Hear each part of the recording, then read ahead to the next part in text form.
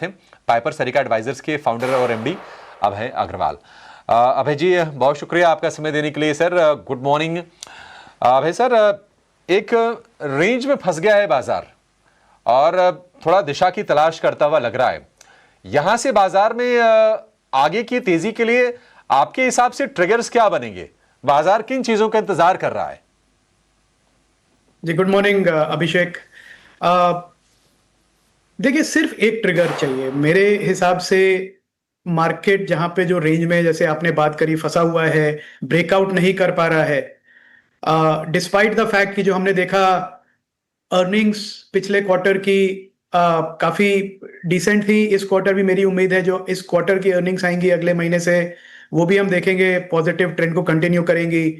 Interest rates में कटौती हुई, इन्फ्लेशन अंडर कंट्रोल है, तो क्यों नहीं मार्केट ऊपर जा रहा है? आई थिंक उसका रीजन सिर्फ एक है कि जो हमारी ट्रेड डील है यूएस के साथ, वो अभी तक कंप्लीट नहीं हुए। काफी समय से चर्चा चल रही है कि कभी भी हो सकती है, पर जितना इसमें डिले होता जाएगा अभिषेक, द प्रॉब्लम है कि जो फॉरेन इन्वेस्टर्स हैं उनके लिए ट्रेड डील का होने से ज्यादा ट्रेड डील जो भारत सरकार करेगी, ये सिग्नल बहुत इंपॉर्टेंट है कि हम सीरियस हैं एक ट्रेड डील को लेके, और हम भी चाहते हैं कि ये कंप्लीट हो जल्दी किसी भी तरीके से और आगे बढ़े। तो जो रुपी पे आप प्रेशर देख रहे हैं, जो आप प्रेशर देख रहे हैं कि एफपीआई फ्लोज नेगेटिव हैं पूरे साल से, और किसी दिन पॉजिटिव हो जाते हैं पर ओवरऑल नेगेटिव रहते हैं, उसका कारण मेरे हिसाब से सिर्फ एक है कि वो सब वेट कर रहे हैं कि ट्रेड डील हो। जब तक ट्रेड डील नहीं होती है तब तक एक डर फॉरेन इन्वेस्टर्स के मन में भी है कि क्या एक और पीनल टैरिफ लग सकता है इंडिया के ऊपर, जो पिछली बार 25% का लगा था, क्या और आ सकता है? तो ये जो है डर, ये तभी जाएगा और इनफ्लोस तभी इंप्रूव होंगे जब एक ट्रेड डील होगी। तो मैं यही मानता हूं कि हमें इंतजार करना पड़ेगा। सिर्फ अनाउंसमेंट से अब लोग, एक्सपेक्टेशन से अब लोग बोर हो गए हैं फ्रैंकली, कि कभी भी होने वाली है। उन्होंने कुछ कहा, उनकी टीम आई, उनकी टीम गई, हम जाएंगे, अब उससे नहीं किसी को इंटरेस्ट है। अब यही है कि जितना जल्दी हो बाजार तभी ब्रेकआउट करेगा अपनी जोन से। नहीं नहीं, बिल्कुल सही बात है सर। ये सुन सुन के सच में बोर हो गए हैं और मैं खुद इम्पेशेंट हूं इस चीज़ को लेकर कि चीज़ कब आएगी। आपके में टोन में, आपके शब्दों के माध्यम से मैं भांप सकता हूं कि आपके मन में क्या चल रहा है। क्योंकि ये जो बातें चली अप्रैल के बाद से, अप्रैल से पहले से हम सुन रहे थे कि नहीं टैरिफ वाला अनाउंसमेंट वो आया, उसके बाद अब बहुत लंबा समय बीत गया। अब ये 6 राउंड की बातचीत हो गई है। कभी पीयूष गोयल की तरफ से बयान आ जाएंगे, कभी मोदी जी की तरफ से कोई स्टेटमेंट आ जाएगा, कभी ट्रंप कुछ सोशल मीडिया पे कह देंगे। तो सुन सुन के बाजार थोड़ा सा ना बोर तो हो रहे हैं और ये टाइम डिके भी हो रहा है। अब है सर, Q3 से उम्मीदें हैं। लोग कह रहे हैं कि नहीं, अब जो अर्निंग में जो रिवाइवल होगा ये Q3 ऑनवर्ड्स हो जाएगा। ये आपके हिसाब से क्या आप ये सिनेरियो देख रहे हैं? अगर हाँ, तो आप बेहतर अर्निंग कहां पर आते हुए देख रहे हैं? क्योंकि हर सेक्टर को लेकर कुछ न कुछ सवाल है। अगर मैं बैंकिंग फाइनेंशियल को छोड़ दूं तो हर सेक्टर में कुछ न कुछ बड़े सवाल हैं कि क्या ऑटो की तेजी टिक पाएगी, क्योंकि ऑटो शेयर थोड़े से हम देख रहे हैं कि रिवर्स हो रहे हैं। ऑयल एंड गैस में रेगुलेशन है, आईटी में एआई वाली खबरें आ तो रही हैं, लेकिन कितना सपोर्ट करेंगी पता नहीं। कंजम्पशन की हालत किसी से छिपे नहीं है, वो तो ढीली है। एफएमसीजी तो बहुत बुरी हालत है। तो जरा बताएं सर कि कौन से एरियाज पर नजर रखें? नहीं, I think Abhishek, growth triggers बहुत हैं। आपको मैं एक उदाहरण दूं, जब नवंबर में जीएसटी कट का इंप्लीमेंट हुआ तो पूरे देश में ट्रैक्टर्स का स्टॉक आउट हो गया, इन्वेंट्री नहीं है अभी। तो हम एक ऐसे माहौल में हैं कि बड़ा लॉपसाइडेड अर्निंग्स थोड़ा हम एक्सपेक्ट करेंगे Q3 की, कि कुछ सेक्टर्स हैं जैसे फार्म इक्विपमेंट है, एग्री है, ये जीएसटी कट की वजह से काफी अच्छा परफॉर्मेंस देगा, उम्मीद से बेहतर। और दूसरी तरफ कुछ जो डोमेस्टिक कंजम्पशन एफएमसीजी कंपनीज है, लार्ज कैप एफएमसीजी कंपनीज हैं, वो शायद इतना अच्छा ना करें। दूसरी तरफ आईटी से भी मेरी ज्यादा उम्मीद नहीं है, क्योंकि उनके मैनेजमेंट अभी भी वो 2 से 5% की ग्रोथ गाइडेंस पर ही है। मुझे लगता है जो बैंक्स हैं, लार्ज बैंक्स हैं, वो काफी अच्छा रिजल्ट देंगे, कंटिन्यू करेंगे अपना Q2 की ट्रैजेक्टरी को। क्योंकि अगेन हमने देखा कि क्रेडिट ऑफटेक इंप्रूव हुआ है पिछले अक्टूबर में भी इंप्रूवमेंट थी, नवंबर में काफी इंप्रूवमेंट दिखी और अब वो कंटिन्यू हो रही है। तो क्रेडिट ऑफटेक अच्छा है, आपके डिलिंक्वेंसी रेशियोज, प्रोविजनिंग नॉर्म्स की कोई प्रेशर नहीं है, बैलेंस शीट्स ओवरऑल अच्छी हैं। तो मुझे लगता है लार्ज बैंक्स, लार्ज बीएफएसआई जो है वो आउट परफॉर्म करेगा अर्निंग्स एक्सपेक्टेशन को। दूसरा सेक्टर जिसमें मैं बहुत उम्मीद लेके बैठा हूं वो है हमारा फार्मा सेक्टर।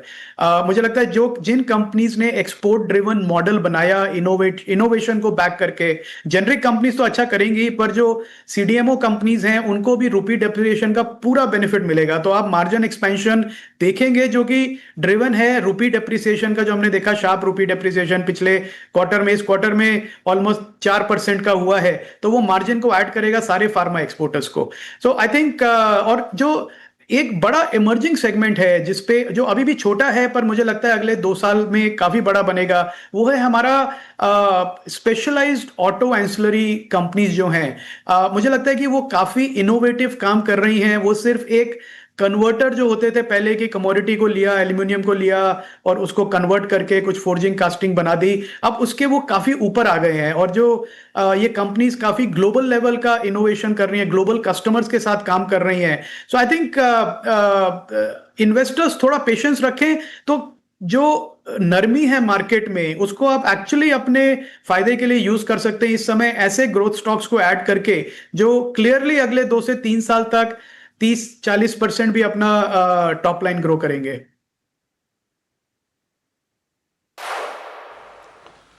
अभी सर, रुपए की वीकनेस को लेकर तमाम चर्चाएं हो रही हैं और देखिए लोग इतना तो समझ गए हैं कि एक हद तक रुपया की वीकनेस इकोनॉमी के लिए चैलेंज नहीं है, अगर साल में 2-3% अगर हो। लेकिन जिस रफ्तार से अभी हाल फिलहाल जो रुपया डिप्रिशिएट हुआ, बाजार के लिए तो चैलेंज बना, इकोनॉमी में भी थोड़े से उसके इम्पैक्ट हम देखेंगे। एफआईस ऑलरेडी सेलिंग स्प्री पर हैं। आप इसका इम्पैक्ट कितना देख रहे हैं आगे चल के, क्योंकि हम एक इंपोर्ट डिपेंडेंट नेशन हैं, हमारे लिए तो इंपोर्ट फिर महंगे होंगे। क्या आपको लगता है कि रुपए का डिप्रिशिएशन थम जाएगा या फिर अभी और यहां से बढ़ेगा? नहीं, रुपए का डेप्रिसिएशन अभिषेक जी एक काफी फंडामेंटल कंसर्न है जो मुझे अभी भी समझ में आता है कि क्यों आरबीआई और हमारे जो फाइनेंस मिनिस्ट्री और सीए के जो भी अनाउंसमेंट्स आ रहे हैं वो यही आ रहे हैं कि कोई बड़ी बात नहीं है। मुझे लगता है काफी बड़ी बात है क्योंकि लोग रुपए का डेप्रिसिएशन देख रहे हैं यूएस डॉलर के अगेंस्ट, पर आप हमें को ब्रॉडर बेसिस पे देखें तो यूरो के अगेंस्ट एक साल में हमारा 20% का डेप्रिसिएशन है। तो ये बहुत बड़ा डेप्रिसिएशन है कि यूरो जैसी करेंसी जो पूरे यूरोप की कॉमन करेंसी है उसके सामने रुपया 20% गिर गया एक साल में, उसके बारे में अभी भी चर्चा नहीं हो रही है। पाउंड स्टर्लिंग है उसके सामने हम करीब 14-15% डाउन है, और जो डॉलर है उसके सामने करीब 7.5% डाउन है। और पिछले 20 साल का आप डेटा देखें तो इसके पहले 20 साल तक हमारा एवरेज डेप्रिसिएशन 3.5% का था।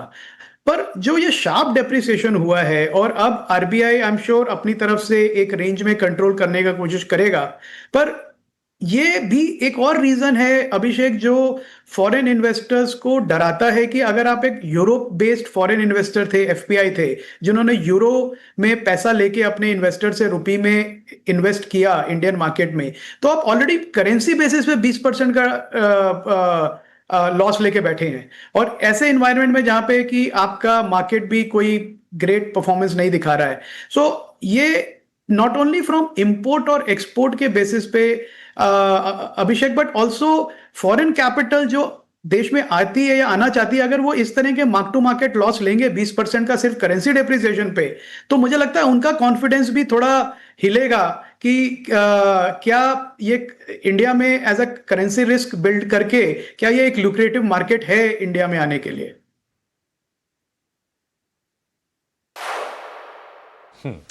ठीक है। अभी सर एक और एरिया है जहां पर भी क्विक लगाओ ना तो लोगों की उम्मीदें ये रही कि नहीं क्विक रिटर्न भी आएंगे, चाहे वो क्विक सर्विस रेस्टोरेंट हो या फिर क्विक कॉमर्स हो।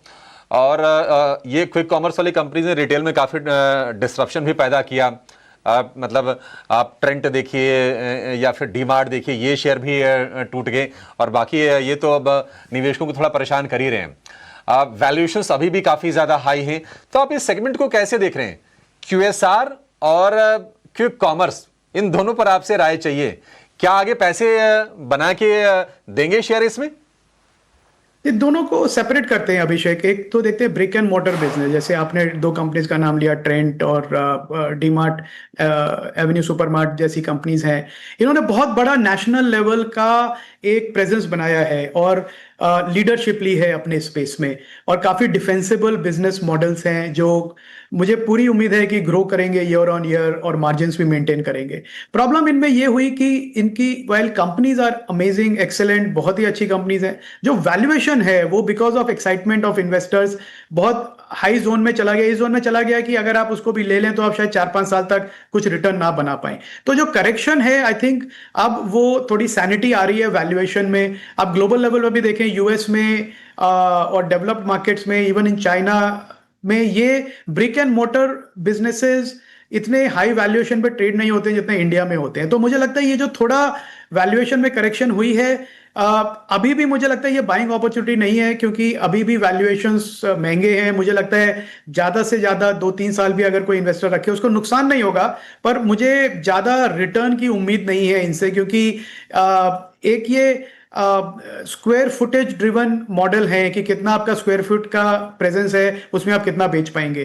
क्यूएसआर में आप देखें तो उनको उनकी अलग चैलेंजेस है। उनका पास कैपेसिटी का कोई इशू नहीं है, क्योंकि उनको कोई ब्रिक एंड मोटर स्टोर्स नहीं बनाने हैं। But at the same time unit economic level पे अभी भी वो यूनिट इकोनॉमिक पे लॉस कर रहे हैं अगर आप सारी कॉस्ट बिल्ड इन करें। तो उस बिजनेस को अभी भी ट्रांजिशन होना है एज अ प्रॉफिटेबल मॉडल। सो ये दोनों स्पेस जो हैं ये अलग हैं, और इन्वेस्टर्स के लिए मुझे नहीं लगता कि इस समय कोई अपॉर्चुनिटीज एग्रेसिवली चेस करनी चाहिए इस स्पेस में। ब्रांड्स बहुत सॉलिड हैं, लीडरशिप पोजीशंस हैं, पर मुझे लगता है कि ये दोनों स्पेस हैं, क्यूएसआर और रिटेल, जो अभी भी एक वैल्यूएशन करेक्शन को कंटिन्यू कर सकते हैं।